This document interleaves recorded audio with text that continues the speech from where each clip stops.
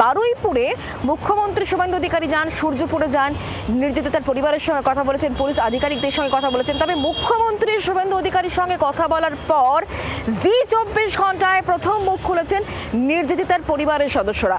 বাবা এবং কাকা তারা প্রত্যেকেই বলছেন মুখ্যমন্ত্রীর ওপর তারা ভরসা রাখছেন, পুলিশের ওপর তারা ভরসা রাখছেন, আস্থা রাখছেন। কি বলেছেন এক্সক্লুসিভ জি24 ঘন্টাকে শুরুতেই শোনায়। বারুইপুরে নির্যাতিতার পরিবার মুখ্যমন্ত্রীর সঙ্গে দেখা করেছেন। এই মুহূর্তে আমার সঙ্গে রয়েছেন নির্যাতিতার বাবা, তার সঙ্গে কথা বলবো। প্রথমে একটু জানতে চাইবো দাদা, মুখ্যমন্ত্রীর সঙ্গে কি কথা হলো, কি বললেন? সেটুকুই কথা হয়েছে, যেটুকু ভরসা দিয়েছে আমি তাতে খুব খুশি। বিচার পাবো, আমি এটুকুই আমি বলবো, বিচার পাবো, আমি তাতে খুব খুশি। বাকিটা আমার ভাই বলবে, কথা বলার মতন পজিশন আমার নেই, ভাই কিছু কথা বলবে।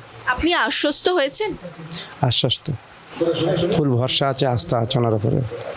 কোনো কারোর গ্রেফতারির প্রসঙ্গে বা পানিশমেন্ট প্রসঙ্গে কিছু বললেন? Out of 4 accused 3 has been arrested, এটাই বললেন। আরেকজনকে ওনারা অ্যারেস্ট করে নেবেন খুব শীঘ্রই, এবং বিচার দ্রুত হবে এবং ক্যাপিটাল পানিশমেন্টই হবে।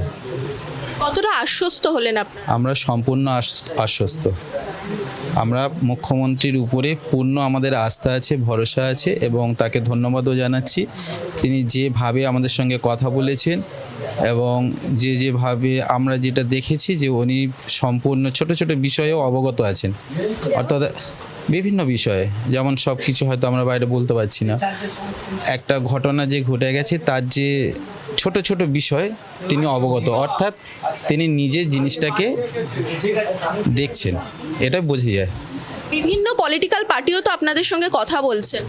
হ্যাঁ, প্রতিনিয়ত আসছেন, যারা আসছেন তাদের সঙ্গে আমরা সাক্ষাৎ করছি, তারা কথা বলছেন, তারাও বিচারের জন্য বলে যাচ্ছেন। কিন্তু পুলিশ প্রশাসন সত্যি যদি সক্রিয় হতো, আরজি করের পর আবার কি এই ধরনের ঘটনা ঘটতে পারতো? সেটা আপনারা বলুন, সাধারণ মানুষ বলুন। আপনারা এই মুহূর্তে কি চাইছেন? আমরা একটাই তো ঘটনা ঘটে গেছে, যেটা অত্যন্ত দুঃখজনক ঘটনা এবং হৃদয় বিদারক ঘটনা। আমাদের পরিবারের সন্তান চলে গেছে, তার সঙ্গে যে নৃশংসতা হয়েছে তা বিচার, আর তো অন্য কিছু আমাদের উদ্দেশ্য নয়। আমরা বিচার চাইছি এবং মুখ্যমন্ত্রী আমাদেরকে বিচার দেবেন সেই প্রতিশ্রুতি দিয়েছেন, এটুকু। না, তেমন কিছু নয়, কিন্তু বিচার দ্রুত হবে, এটুকু বলেছেন। আমরা কথা বললাম বারুইপুরের নির্যাতিতার পরিবার, যারা মুখ্যমন্ত্রীর সঙ্গে দেখা করেছেন, তার বাবা রয়েছেন এবং তার পরিবারের লোকেরা রয়েছেন, তাদের সঙ্গে কথা বললাম। মুখ্যমন্ত্রীর সঙ্গে কথা বলে তারা আশ্বস্ত হয়েছেন দ্রুত বিচার মিলবে, এই আশ্বাস মিলেছে মুখ্যমন্ত্রী শুভেন্দু অধিকারীর তরফে। এখন দেখার বিষয় শেষ পর্যন্ত বারুইপুরের এই ঘটনার কি মীমাংসা হয়। ক্যামেরায় শুভ্রর সঙ্গে রক্তিমা দাস, জি24 ঘন্টা, বারুইপুর। কথা বলবো, আমাদের সঙ্গে রক্তিমা রয়েছেন, আমাদের প্রতিনিধি। রক্তিমা, তুমি নির্যাতিতার পরিবারের সদস্যদের সঙ্গে কথা বলে একটাই জিনিস বোঝা গেল যে পরিবারের সদস্যরা তারা মুখ্যমন্ত্রীর উপর আস্থা রাখছেন, পুলিশের উপর তারা ভরসা রাখছেন, তাই তো? দেখো, একদমই মুখ্যমন্ত্রী শুভেন্দু অধিকারীর এই ঘটনার প্রথম দিন থেকে তিনি বলে যাচ্ছেন যে যারা যারা অভিযুক্ত প্রত্যেকেই গ্রেফতার করা হবে এবং ক্যাপিটাল পানিশমেন্ট হবে। দেখো, এর আগেও কিন্তু যে ঘটনাগুলো ঘটেছে সেই সমস্ত ঘটনাতেও কিন্তু আমরা দেখেছি বিভিন্ন জায়গা থেকে দাবি উঠেছে যে চরম শাস্তি চাই, কারণ যাতে দ্বিতীয়বার এই ধরনের ঘটনা ঘটাতে যাতে কেউ সাহস না পান। এবং সেই আশ্বাসই দিয়েছেন মুখ্যমন্ত্রী শুভেন্দু অধিকারী, যেমনটা পরিবারের লোকেরা জানাচ্ছেন।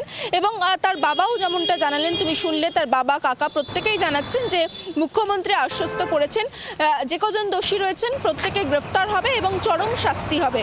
এবং মুখ্যমন্ত্রীর আশ্বাসে তারা আশ্বস্ত হয়েছেন, তারাও ভরসা রাখছেন রাজ্য সরকারের ওপর।